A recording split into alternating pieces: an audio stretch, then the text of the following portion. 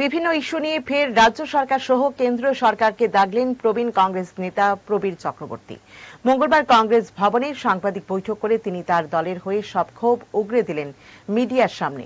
রাজ্যে নাকি আইনের শাসন নেই, চলছে শুধু লুটপাট বক্তব্য প্রবীর চক্রবর্তীর। সঙ্গে আরো বেশ কিছু অভিযোগও তুললেন তিনি।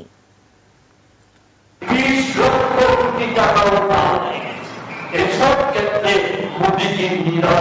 সেই জায়গায় দাঁড়িয়ে আমাদের দেশের প্রকৃত অর্থনীতিবিদরা ভারতের জাতীয় ভবনের গত বাজেট অধিবেশনে অধিবেশনে